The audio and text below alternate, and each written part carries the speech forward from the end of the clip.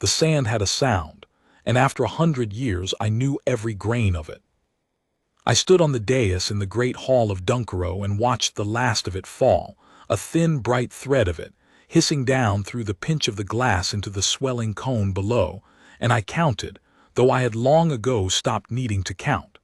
3 fingers of sand remained in the upper chamber, then 2. The fire in the long hearth had burned to red coals, and the hall was empty of everyone but me, as it was every night at this hour, because no one else could bear to watch what I had to do, and I had stopped asking them to. The hourglass of Dunkero stood taller than a man, black iron and old glass, twin bells the size of ale casks joined at a waist no wider than my wrist. It had stood on that dais since before my grandfather's grandfather, and for the first 90 years of my life it had been nothing but an ornament, a curiosity, a thing children dared each other to touch. Then Vespera had laid her hand on it, and spoken the words she had carried in her mouth like a stone for years, and turned my whole life into a measure of falling sand. 2 fingers now, 1. I did not let it empty, I never let it empty. I set both hands to the cold iron frame, and I turned the great glass over on its trunnions. It moved smoothly. It had always moved smoothly. That was the cruelty of it. It asked so little of my hands and so much of everything else. And the sand that had run down began to run down again, from the full bell to the empty, and the hall filled with the sound of it starting over. And it took its price. It always took its price. I felt it go the way you feel cold water close over your head, a lurch, a darkness, a hand reaching into me and closing on something and drawing it out. This turn it took a face. I knew it took a face because for a moment there was a face in my mind, a woman's face, warm-eyed and laughing, and I reached for who she was, my mother, I thought. She must be my mother. And then the reaching found nothing, a smooth place where the face had been, and I could not have told you now whether my mother had laughed at all, or what her eyes had been, or the sound of her voice saying my name. That was the curse. While the sand fell, my people did not age and did not sicken and did not die. Dunkero was held out of time's reach, 100 years unchanging, the same faces at the same posts, the same snow on the same hills. But time is not so easily cheated, and what the whole hold did not pay, I paid. Every turn of the glass took a piece of me, a year of strength, a memory, a name. I had turned it more times than I could remember. Of course I could not remember. That was the point. And I had lost so much of myself to it that some mornings I woke and did not know at once whose bed I lay in, and had to look at my own scarred hands and reason my way back to being Roan, Alpha of Cindermark, king of a keep that no longer knew how to grow old. There was a way out. There had always cruelly been a way out. Vespera had left it in the curse the way a torturer leaves a door unlocked so that hope itself becomes another turn of the screw. Only the hand of the king's fated mate, the true bond, the one the moon makes and no man chooses, could still the sands, not turn them, still them. And Vespera had laughed when she said it because she had made certain sure I would never find such a hand. I had no mate. I had never had a mate. My wolf in the long cold years of the curse had gone somewhere deep in me and grown quiet, and I had stopped waiting for the pull that other men spoke of, the moon-made certainty, the one who is yours. 100 years is a long time to wait for a woman who does not exist. I had stopped. I turned the glass and I ruled my frozen hold, and I forgot myself grain by grain, and I had made a grim peace with the arithmetic of it. That one day there would be a turn I did not survive, and the sand would empty, and Dunkero would remember all at once the 100 years it had been spared, and it would be a mercy. That was the shape of my life the night she came. I heard the commotion at the gate before I understood it. Voices, and the great doors, and Doran's boots on the stair. Doran, my captain, who had stood at that same post for 100 years and looked not a day older than the morning Vespera cursed us, and who had watched me turn the glass so many times that he no longer flinched. He came into the hall stamping snow from his cloak. A traveler at the gate, my king, a woman, half frozen, the The storms turned bad and she asked shelter for the night. Then give her shelter, I said. Why bring it to me? He hesitated, which he rarely did. She's a mender, she says, a glasswright. She saw the light of the hall through the storm, and he stopped, and something like discomfort crossed his weathered face. She asked whose great glass it was, before I'd said a word of it. She named it from the gate, my king. She said, there's a broken thing in there, I can feel it wanting mending. I do not know what moved in me at that. I want to say nothing moved, that I was 100 years past being moved. But I remember that I set down the cup I was holding, and I remember that I heard the sand seemed for half a breath to fall more slowly, the hiss of it dropping half a tone before it came back to itself. I told myself it was the wind. Bring her in out of the cold, I said. Feed her. She can mend a lamp in the morning if she wants her keep. And Doran, she is not to touch the hourglass. He bowed and went, and I stood a while longer on the dais, watching the sand fall, waiting for it to slow again so I could be sure I had imagined it. It did not slow, but I did not go up to my chambers either. I stayed, which I had not done in years, because some old animal part of me wanted to be in the hall when the doors opened again. They opened, she came in. I will not pretend I saw at once what she was. She was small and travel-worn, and wrapped in a cloak so snow-crusted it had gone stiff as bark, and when she pushed back the hood, her hair was dark and wet and stuck to her face, and she was rubbing her hands together against the cold with the unthinking motion of someone who works with her hands and hates to let them go stiff. An ordinary woman, cold and tired and grateful for a fire. She looked at the hearth first, the way cold people do. Then she looked at the hall, at the high black beams, the old banners, and then her eyes found the hourglass on its dais and me beside it, and she stopped. And the sand stopped. Not slowed. Stopped. For one long, impossible breath the thread of falling sand simply held, suspended in the pinch of the glass, 100 grains hanging in the air with nowhere to fall, and the hall went so silent that I heard my own heart, which I had not heard over that hissing sand in 100 years. Then it fell again, all at once, as if it had never paused, and the sound came back, and I could not be sure it had happened at all except that Neve, I did not know her name yet, but I will call her Neve, because I cannot bear to call her the woman any longer than I must. Neve was staring at the glass with her lips parted, and she said very quietly to no one, "Oh, there you are." I came down off the dais. I do not remember deciding to. She saw me coming and gathered herself the way people do before a king, straightening her wet cloak, ducking her head. Doran started forward to put himself between us out of old habit, and I lifted a hand and he stopped. "You named my glass from the gate," I said. My voice sounded strange to me. I had not spoken gently to a stranger in longer than I could remember. How? She looked up at me.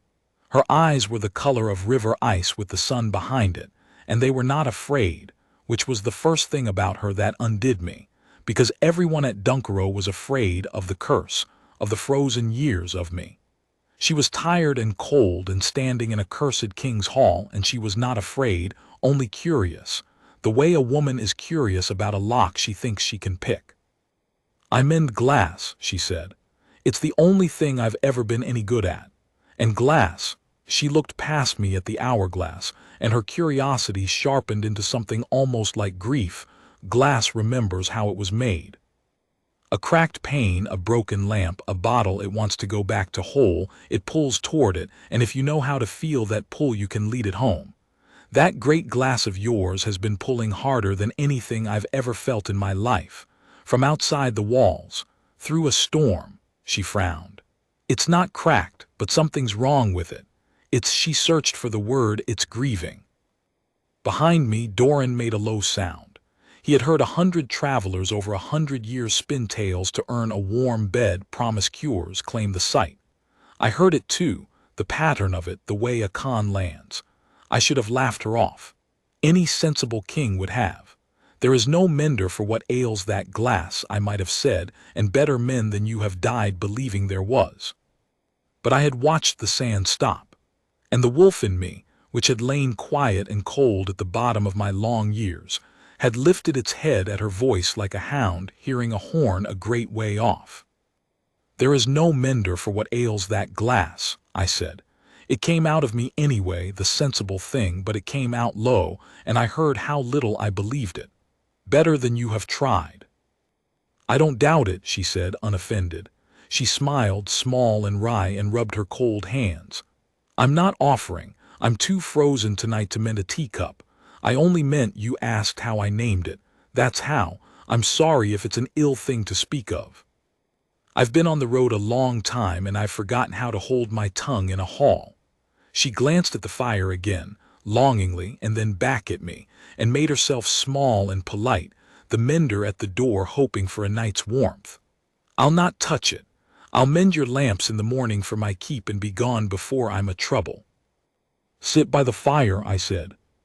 She sat by the fire, and I went back up onto the dais where I belonged, beside the falling sand, and I watched her warm her hands, and I did not go up to my chambers for a long time, and all that while I marked it. I could not stop marking it.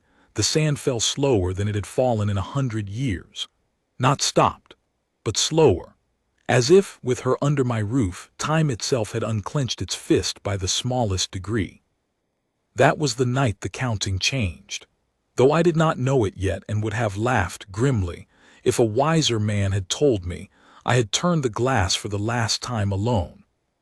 She stayed 3 nights, which became a week, which became a season, because the storm that had driven her to my gate settled into the hills and did not lift, and because I told myself a mender who could restore the old stained glass of the chapel, the cracked lamps of the long gallery, the shattered panes that had let the snow into the east tower for 40 years, was worth her keep and more. That was the reason I gave Doran. It was even partly true. She was extraordinary with glass. I watched her one afternoon lay a spiderweb of cracks back together in a window that had been broken since before the curse, running her fingertips over the fracture lines, murmuring to the glass under her breath, the way a groom gentles a horse, and where her hands passed the cracks closed and the light came clean through, and she stepped back and wiped her nose with the back of her wrist and said, "There. You've been wanting that a long while."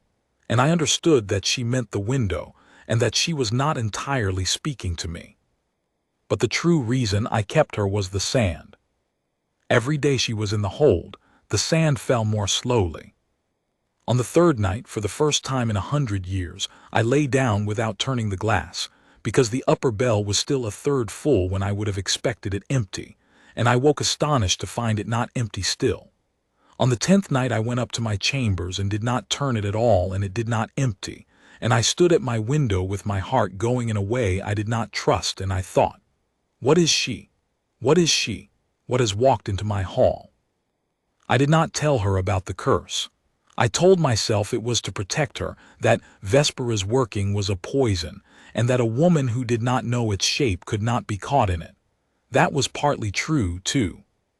But the deeper truth, the one I was ashamed of, was that I did not want to give her a reason to be afraid, because she was not afraid, and I had lived 100 years among people who were afraid of me, and her fearlessness was the first warm thing I had felt in longer than I could name. If she knew what the glass truly was, that it ate men, that it had eaten most of me already, she would look at me the way everyone else looked at me. I did not want that. I was that selfish. So I let her believe it was only an old strange heirloom, and I let her mend my chapel windows, and I found reasons to be in whatever room she was in. We talked. I had forgotten how to talk. 100 years of ruling a frozen hold, of turning a glass, of forgetting yourself piece by piece, teaches you silence, and I had gone so far into it that Doran and Edrin, my old steward, had learned to bring me matters in as few words as they could and take my answers in fewer. But Neve talked the way she mended, without hurry, following the pull of a thing toward its whole shape. She told me about the road, the towns she'd mended in, the old woman in a river valley whose grief-cracked mirror she'd healed and who'd wept and given her a whole winter's bread. She told me about her grandmother, Maylis, who had raised her. She was a glasswright too, Neve said. We were in the long gallery, and she was fitting new lead into a lamp, and the snow was coming down blue past the windows. The last of a whole guild of them, she said, though I never met another. She made hourglasses mostly. That was the guild's old craft back before it scattered timepieces, sandglasses, the great ones for halls and the little ones for a cook's kitchen. She used to say our line had a gift the others didn't, that we could feel when a glass was true. She turned the lamp in the light, checking her seam. She said once, I was small, I half thought it a story. She said our people had served a great cursed hold in the north, long ago, and made it a glass to measure a sorrow, and that the glass was still there and still sorrowing, and that one of us would go back to it in the end. She made me promise when she was dying that if I ever felt a glass grieving hard enough to feel through a wall, I was to go to it and not turn away. She smiled, embarrassed by the old woman's story, by the seriousness of it in the ordinary gallery. I thought she was rambling. She was very old, but I never could shake it. Every broken thing I've ever mended, I've half wondered, is this the one? And none of them ever was. They were just broken lamps. She looked up and her ice-bright eyes found mine, and something in my chest that the curse had not managed to take turned over. And then I came round a hill in a storm and felt your glass from half a league off, and I thought, oh no, it's real. It was real all along. I could not speak for a moment. I stood in that cold gallery with the blue snow at the windows, and I understood, with a certainty that frightened me, exactly what had walked into my hall. Not a mender, not a con. The last daughter of the line that had made my curse's vessel, sent down 100 years of road by a dying grandmother's promise, to a glass that had been grieving for her the whole time. The wolf in me was fully awake now. It had not been awake in years. And the thing it wanted, with a low, sure certainty that ran under all my grim arithmetic like a river under ice, was her. Mine. The word came up in me unbidden, and I had no defense against it, because it was not a decision, it was a recognition, the moon-made thing I had stopped believing in. She is yours. She was always yours. That is why the sand slows for her. That is why it stops. And I could not have her. That was the second thing I understood, standing in the gallery.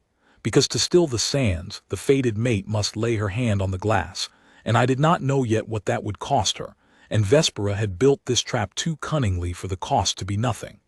I had spent myself grain by grain for 100 years so that my people would not have to. I would sooner turn the glass forever and forget my own name than spend her. So I said nothing. I said, your grandmother sounds a wise woman, and my voice came out rough, and Neve looked at me a moment longer with those clear eyes as if she heard everything I was not saying, and then she let me keep my silence, because that was her great mercy. She never once made me say more than I could bear. She went back to her lamp. And I went and stood by the hourglass in the empty hall and watched the sand fall slower. And for the first time in 100 years, I let myself be afraid of losing something. I should tell you how it was between us that season, because it was the sweetest thing my long life ever held, and I will not have it thought a grim thing. It was not grim. We were happy, in the small, unhurried way of two people who have both been alone a great while, and are astonished to find the aloneness ended. She mended my hold back to light. Room by room, window by window, Dunkero that had gone dark and cracked under the curse began to shine again. Clean panes, whole lamps, the chapel's old colored glass throwing red and blue across the flagstones at noon for the first time in living memory, so that Edrin, my ancient steward, stood in the doorway of it and wept, and could not have said why. My people, who had lived 100 frozen years afraid, began to warm. They found reasons to pass through the gallery when she was working. Children, we had children in Dunkero, held 100 years at 6 and 8 and 10, never growing, a grief I had learned not to look at directly. The children took to following her, and she let them hand her the lead and hold the light, and taught them to feel a glass wanting mending, and their laughter came back into the hold, and it went through me like a blade every time, because I had forgotten a keep could sound like that. And in the evenings we sat by the hearth and I talked. God help me, I talked, I who had forgotten how. I told her things I had not told anyone in 100 years. Not the curse, never the curse, but around it, the shape of the loneliness. The mornings I woke not knowing myself. She did not press. She listened the way she mended, patient, feeling for the true shape under the broken one. And one night she reached over in the firelight and laid her hand on the back of mine, just for a moment. Just her cold mender's fingers over my scarred knuckles, and the sand, I heard it, across the hall in the dark, the sand stopped, and hung and did not fall all the long minute her hand was on mine, and I did not tell her, I could not. I only turned my hand under hers and held it, and we sat like that, and time did not run out on us. For the first time in 100 years' time, simply stood in the room with us like a third guest grown tame. That was the thing I had not understood about the curse. I had thought the falling sand was my punishment. It was not. The falling sand was my solitude. Vespera had not cursed me to lose time, she had cursed me to lose it alone. The glass fed on a life spent by one man in fear, in silence, counting down.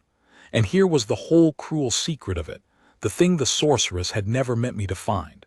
The sand slowed for Neve not because she was a mender, but because when she was near I was not alone, and a life that is shared is not running out.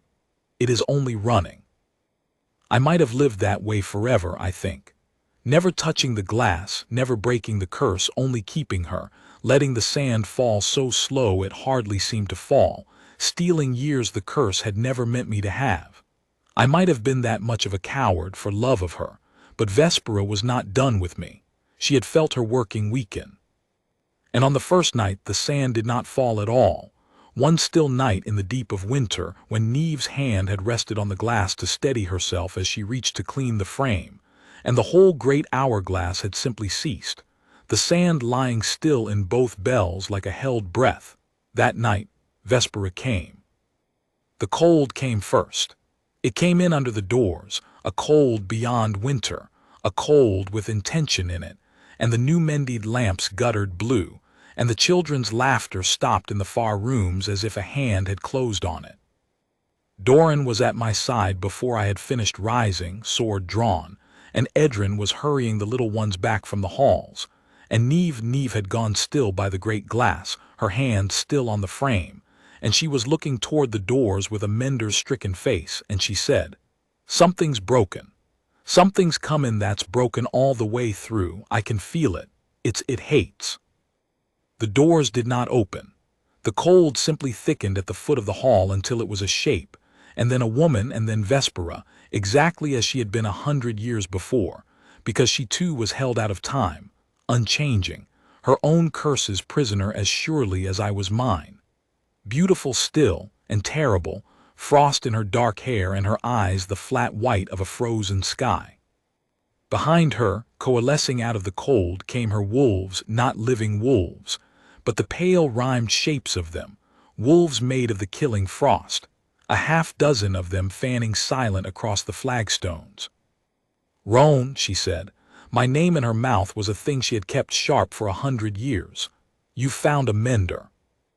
"Leave my hold," I said. I put myself between her and Neve, and the wolf in me, so long quiet, rose all the way up snarling, and I felt my own eyes go to amber, felt the old power I had let lie dormant come up my spine like fire finding oil. "Whatever quarrel you have, it is with me. You made it with me. Leave her out of it." Vespera laughed, and the sound of it froze the water in the ewers along the wall. "With you? Oh, Roan, my quarrel was never truly with you. You were only the nearest throne and the coldest heart, and I thought," her white eyes flicked to Neve and narrowed, "I thought I had made certain you would never warm it. 100 years. 100 years I watched you turn my glass and forget yourself, and I was content, because a man alone is a man I have already beat." She took a step, and the frost wolves flowed forward with her. "And now there is a mender in your hall, and my glass has gone quiet, and your eyes are gold again. So. Not content after all." "Roan," Neve said low behind me. "Roan, what is she to the glass? Tell me what the glass is. Tell me now." And I could not keep it from her any longer. Standing between her and the frost, with the sorceress advancing, I told her fast, the whole cruel shape of it in a few words. The curse. The falling sand that was my life and my people's held years. The turning and the price and the 100 years of forgetting. And the way out that was no way out. The fated hand that could still the sands that I had never thought to find, that I had found and would not use, because I did not know what it would cost her and would not spend her to buy myself.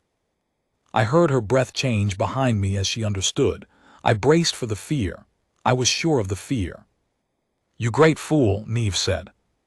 It was not fear.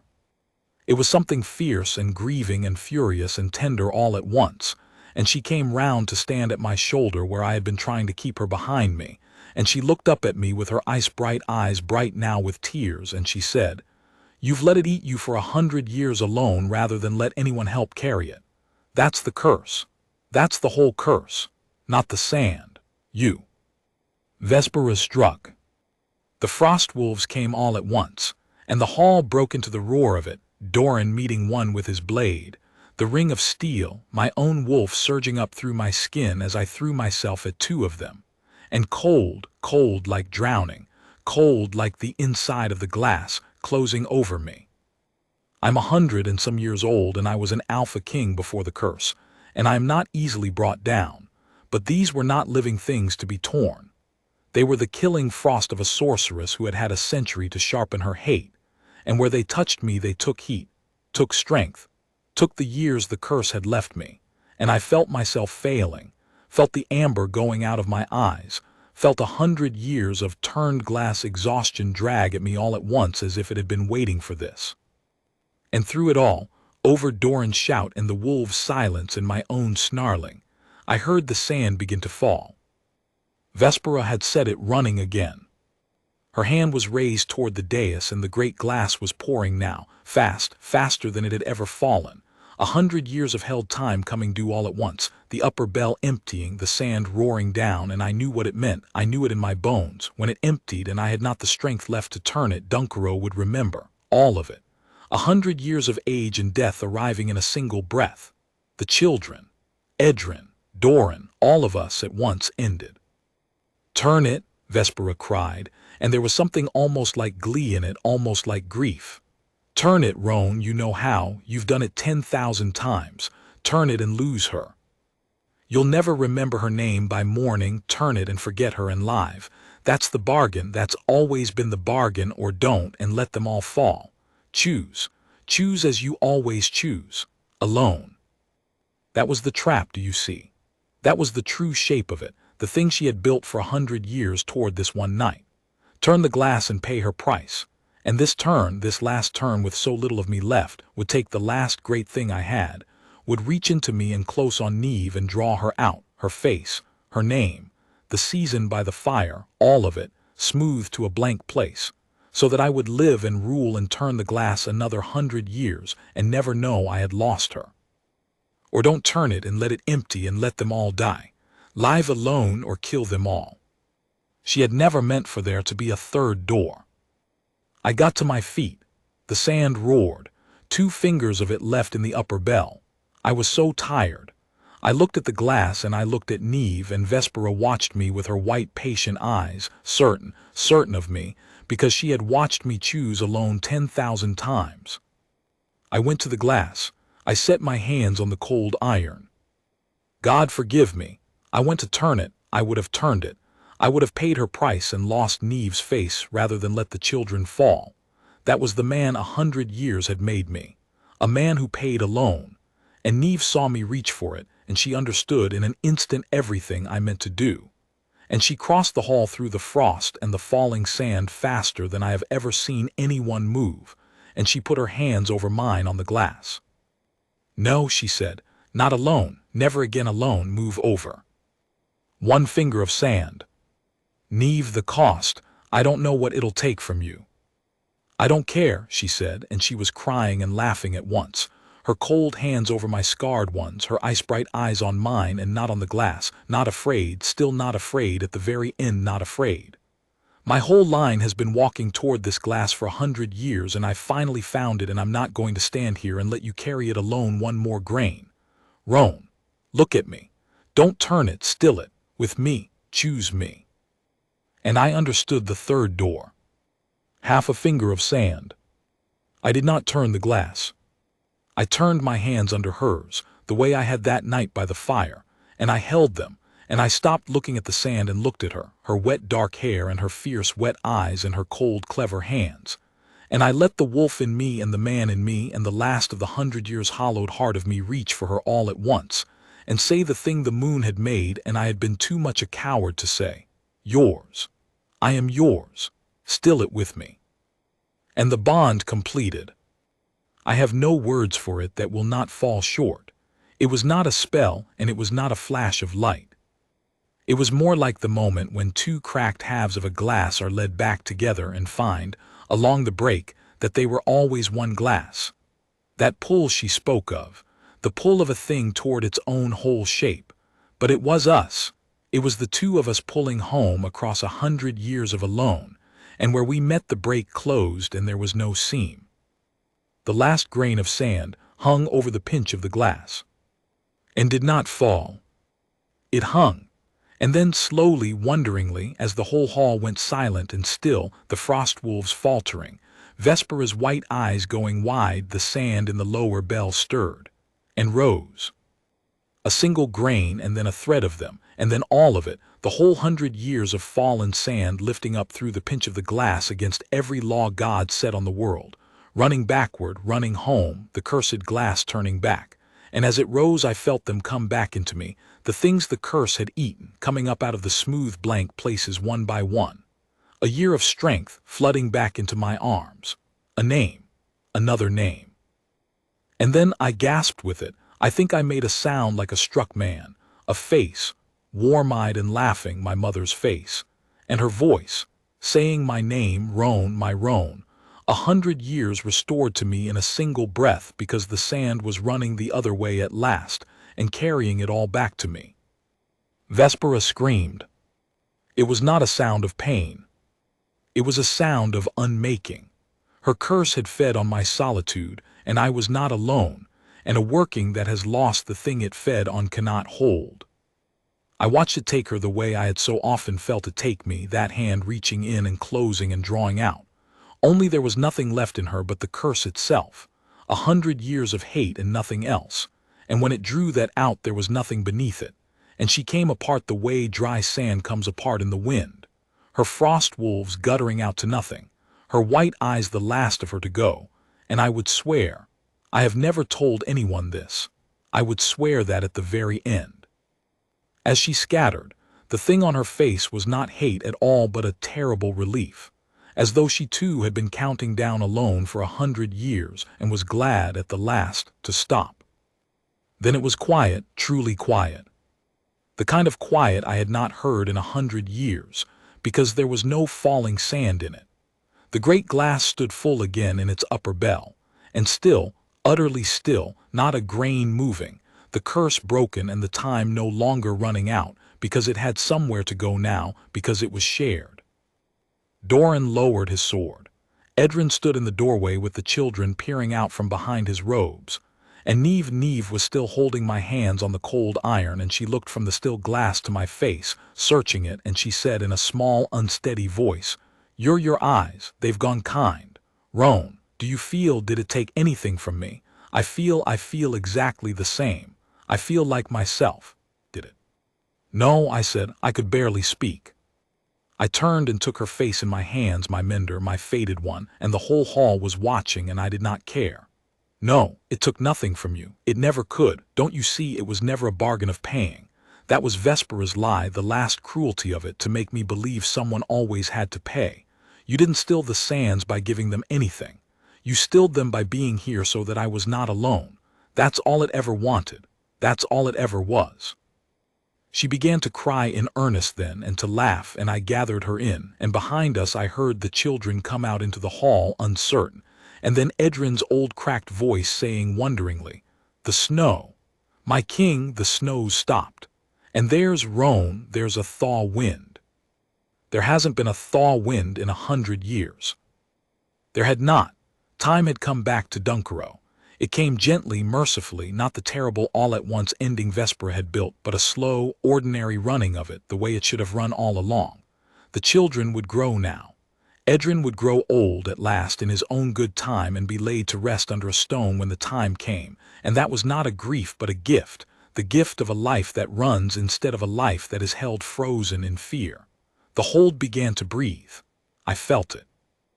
I felt 100 years of held breath let go all across Cindermark, and it did not kill anyone. It only let them, finally, live.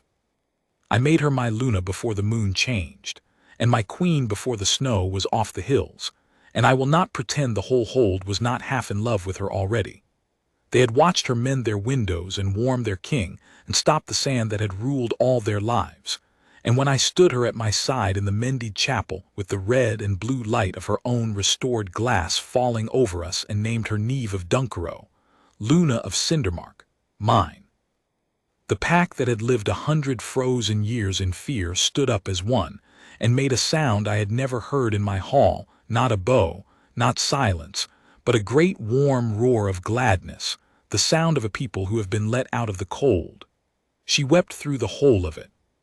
She held my hand so hard I felt the calluses of her mending fingers, and she leaned up and said in my ear under the roar, "My grandmother told me I'd go back to the glass in the end. She never said I'd stay." And I said, "You'll stay," and she did. There is one more thing, and then I am done, because it is the thing I think of most, and it is a small thing, and small things are what a life is truly made of once you stop counting the years. We took the great hourglass down off its dais. It had ruled that hall for 100 years, and I could not bear to leave it standing there like a throne. I meant to break it, I confess I meant to break it, to take a hammer to it and scatter it as Vespera had scattered, but Neve stayed my hand. "Don't," she said. "It's not grieving any more. Listen." And I listened, and she was right. The glass was quiet and whole and at peace, its long sorrow mended, and to break it then would have been a cruelty of my own. So instead we carried it up to our chambers, the two of us, laughing at the weight of it, and we tipped it once so that all its sand ran down and lay still in the lower bell, emptied at last, spent done, and we set it on the wide stone windowsill where the morning comes in. And it sits there yet, just glass and pale sand catching the light. It measures nothing now. Some mornings I wake before her. I am an old wolf and I sleep light, and she sleeps deep, my mender, worn out with the good ordinary labor of a life that runs. And I lie in the gray light and watch the morning come up gold in the emptied glass on the sill, and I do not reach out to turn it. That is the whole of it, that is the thing I think of most.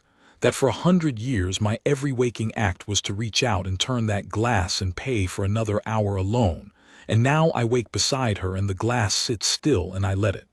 I let the time run. I let it come and go, our ordinary shared unhurried time, and I do not count a grain of it. I keep the glass not because I fear it. I keep it because it is the first thing that ever grieved loudly enough to bring her round a hill in a storm and through my gate and into my cold hall and my colder heart. And because on the morning the light comes up just right, if I look long enough, I can still see, faint in the pale sand, the shape of 100 years I got to keep. She stirs then most mornings and reaches for me without waking, the way she reaches for a thing that wants mending. And I turn to her instead of to the glass. And that is the story of how the Alpha King, who spent 100 years watching his life fall away one grain at a time, learned at last the only thing the sand had ever been trying to teach him. That time is not a thing to be spent alone against, but a thing to be let run, gently, in the hands of the one it was always meant to be shared with. My mender, my still point, my Neve. The sands only ever fell for me. In her hands at the very end they turned back, and then, God be thanked, they simply stopped falling and let me live.